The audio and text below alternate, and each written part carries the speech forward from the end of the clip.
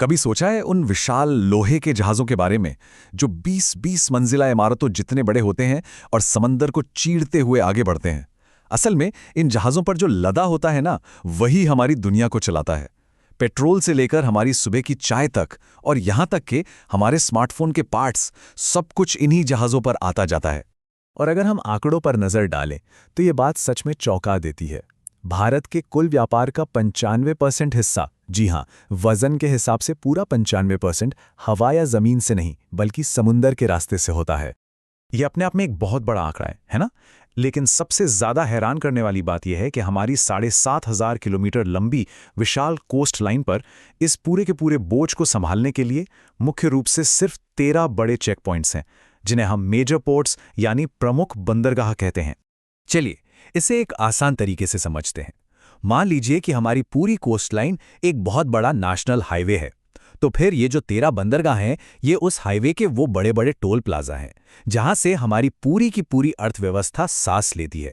इससे बेहतर तरीके से इसे शायद ही समझाया जा सकता है।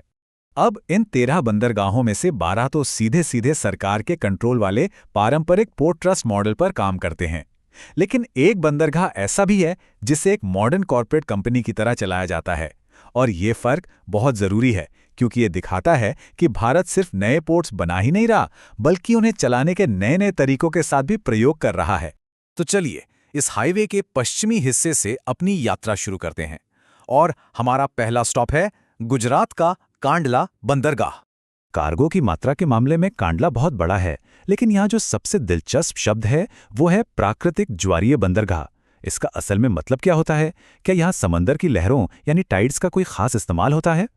और यहीं तो भूगोल का असली जादू छिपा है। सोचिए, जब कोई जहाज हजारों टन माल लेकर आता है तो उसे किनारे तक खींचने में कितनी ज्यादा एनर्जी और ईंधन लगता होगा। लेकिन कांडला में इंजीनियरों ने प्रकृति की इसी ताकत का इस्तेमाल करना सीख लिया है। वो ऊंचे ज्वार का इंतजार करते हैं और लहरें खुद ब खुद उन विशाल जहाज़ों को किनारे तक धकेल देती हैं। मतलब प्रकृति यहाँ एक पार्किंग असिस्टेंट की तरह काम करती है और करोड़ों का ईंधन भी बचाती है।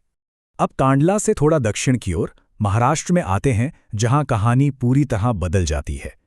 यहां एक ऐतिहासिक चुनौती ने एक आधुनिक समाधान को जन्म दिया। देखिए, मुंबई बंदरगाह देश का सबसे व्यस्त पारंपरिक बंदरगाह रहा है, लेकिन ये उस जमाने में बना था जब सामान बोरियों और बक्सों में आता था। फिर 1960 के दशक में दुनिया में आया कंटेनर्स का दौर, वो जो बड़े बड़े लोहे के डिब्बे होते हैं। अब इन्हें उठाने के लिए विशाल क्रेनें और रखने के लिए हजारों एकड़ के यार्ड चाहिए थे, और मुंबई बंदरगाह तो शहर के बिल्कुल बीचों बीच बसा था, जगह ही नहीं थी। तो जब मुंबई का पुराना ढांचा इस नए कंटेनर युग का बोझ नहीं उठा पा रहा था, तो इसका समाधान क्या था? ठीक वैसे ही जैसे किसी पुराने भीड़-भाड़ वाले शहर के ट्रैफिक को कम करने के लिए बाहर एक नया बाईपास बना दिया जाता है, वैसे ही JNPT यानी जवाहरलाल नेहरू पोर्ट ट्रस्ट को बनाया गया। ये पूरी तरह से इंसानों द्वारा बनाया गया है और इसे खास तौर पर सिर्फ और सिर्फ उन विशाल कंटेनर जहाज़ों के लिए ही डिज़ाइन किया गया है।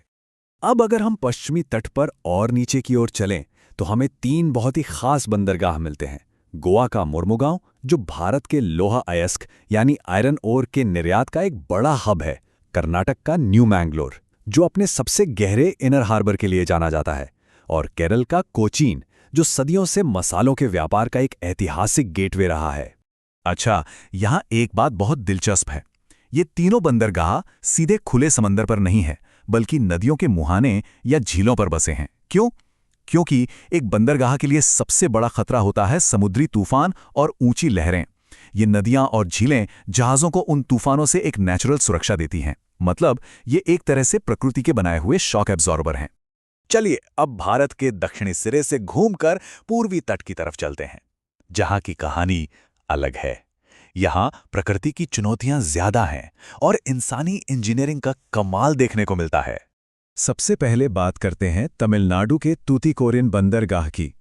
यहाँ का समंदर ज्यादा गहरा नहीं है, जिससे जहाज़ों को लाना ले जाना एक मुश्किल काम है। इसका समाधान है डिजिटल ट्विन तकनीक। इसे ऐसे समझिए कि जैसे पायलट असली प्लेन उड़ाने से पहले फ्लाइट सिमुलेटर पर प्रैक्टिस करते हैं, ठीक वैसे ही यहाँ बंदरगाह का एक हूबहू डिजिटल मॉडल बना दिया गया है। इंजीनियर उस पर तूफान या जहाज़ों की भीड़ जैसी किसी भी स्थिति को चलाकर देखते हैं और बिना कोई असल खतरा मोल लिए सबसे सुरक्षित तरीका खोज निकालते हैं। तूतीकोरिन से उत्तर की ओर बढ़ते ही पूर्वी तट का विकास साफ नजर आता है। 1881 में बना चेन्नई बंदरगाह, फिर आज़ादी के बाद 1966 में पारादीप बंदरगाह चालू हुआ और यहाँ भी हमें मुंबई वाला बाईपास पैटर्न दिखाई देता है।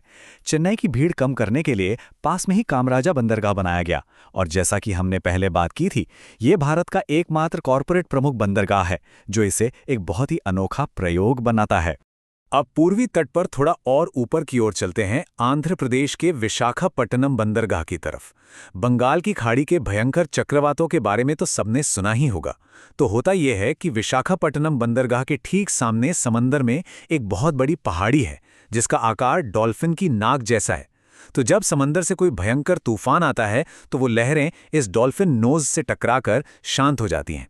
यह एक विशाल प्राकृतिक छाते की तरह बंदरगाह को प्रकृति के प्रकोप से बचाता है।